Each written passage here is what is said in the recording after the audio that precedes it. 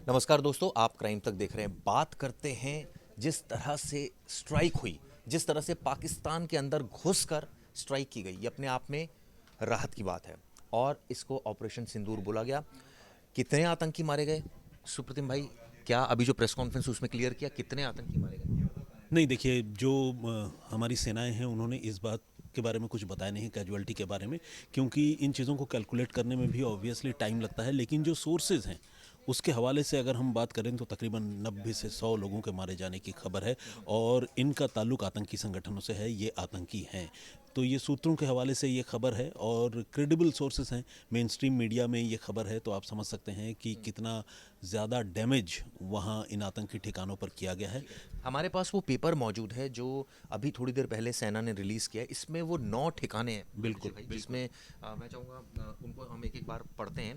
पहला है इसमें मरकज़ सुबहान अल्लाह जैश ए मोहम्मद बहावलपुर पंजाब पाकिस्तान। ये वो देखिए, ये वो दरअसल जगह है जहाँ इसको और इसमें ख़ास बात यह है इस पहले लोकेशन में, वो ये कि ये सपनों से परे वाली कार्रवाई है, ख्वाबों से परे। क्योंकि पाकिस्तान एक मोमेंट को ये तो सोच सकता है कि पाकिस्तान अधिकृत कश्मीर, जिसे पीओके कहते हैं हम, वहाँ पर जो आतंकी ठिकाने वहाँ पर हमले होंगे, लेकिन पाकिस्तान की सीमा के अंदर 100 किलोमीटर अंदर जाकर भारतीय एयरफोर्स कार्रवाई करेगी, ऐसा सोच पाना भी ये तो उससे फोटो परे रिलीज है। करना और ये डिटेल देना तो अपने आप में बहुत बड़ा सबूत है कि पाकिस्तान की बिल्कुल। सरजमी से चल नहीं, रहा है। बिल्कुल सबूत है। अब तो वीडियोस भी आ गए, तो खुद वहाँ के वीडियो आ गए सोशल मीडिया पर, आप देख सकते हैं। दूसरा है मरकज तैयबा, जिसे बोलते हैं लश्कर ए तैयबा। ये पंजाब में है, मुरीद मुरीद के में। मुरीद के बिल्कुल, ये भी वही बात है, ये पंजाब में है ये आप और तस्वीरें वो देखिए। टारगेट है।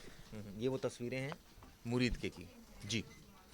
तीसरा है इसमें जो सबसे अहम है, वो है सरजल तेहरा कलान फैसिलिटी। जैश ए मोहम्मद का है ये। इसको ये डिस्ट्रिक्ट नरोवाल पंजाब पाकिस्तान। बिल्कुल। हाँ। जैसा कि हम कह रहे थे कि ये वो ठिकाने हैं जो पाकिस्तान के बहुत अंदर जाकर है, सीमाई इलाकों में नहीं है। तो यहाँ तक भारतीय सेना का पहुँचना, भारतीय एयरफोर्स का पहुँचना, वो इस बात की निशानी है कि भारत इस बार आतंकियों को सबक सिखाने के लिए कितना कटिबद्ध है, कितना उसने दृढ़ प्रतिज्ञा ली है कि अब आतंकियों का समूल नाश भारतीय सेना करके रहेगी। महमूना जोया फैसिलिटी हिजबुल मुजाहिदीन, एचएम लिखा हुआ है, हेड मराला, ये सियालकोट में है।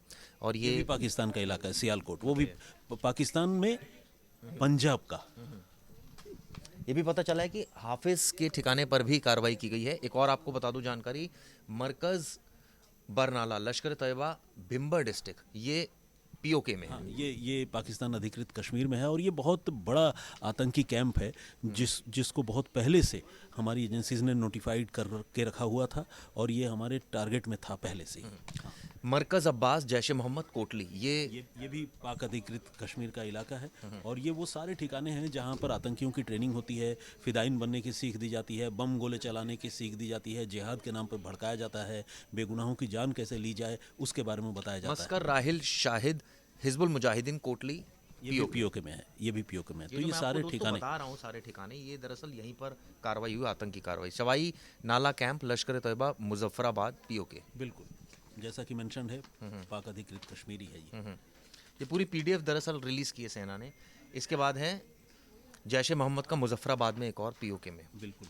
ये सारे दस्तावेज, ये सारी तस्वीरें, इससे ज़्यादा क्रेडिबल और कुछ हो नहीं सकता।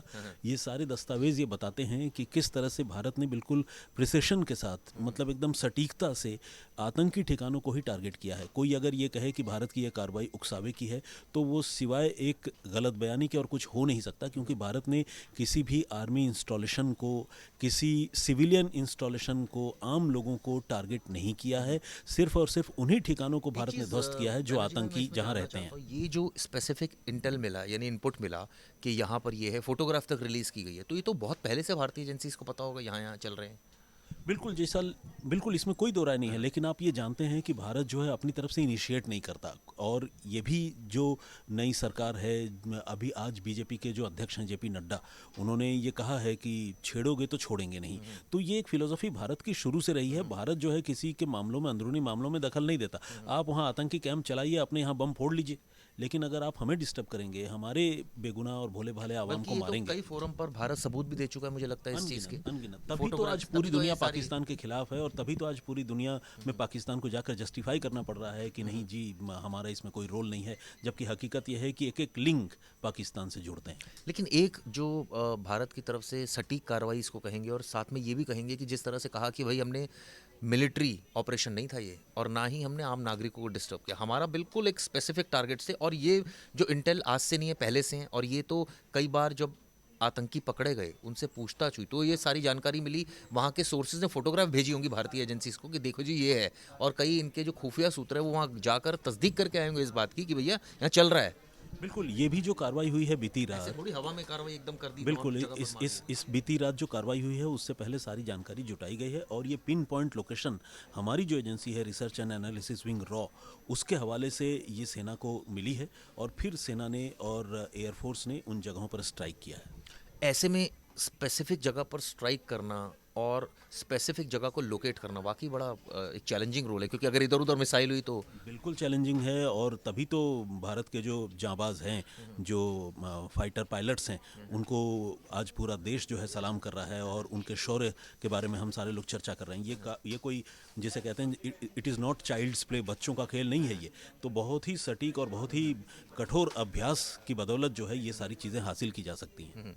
इसमें एक चीज़ और मैं आपसे जानना चाहूँगा, ये सारी तस्वीरों का आना, ये तो जाहिर है कि पहले जब कई आतंकी पकड़े गए उनसे जो डिस्क्लोजर हुए, उन्होंने जो बताया कि हम यहाँ से ऑपरेट कर रहे थे, उसके बेसिस पर कई तस्वीरें सामने आई, कई इंटेल वहाँ से डेवलप हुए, उसके बेसिस पर एक रिपोर्ट प्रिपेयर की गई कि भाई ये टारगेट्स हैं, तभी भारत टाइम टू टाइम ये कहता रहा कि भाई हमें पता है आपके यहाँ से चल रहे हैं, बट बिल्कुल। We are not targeting.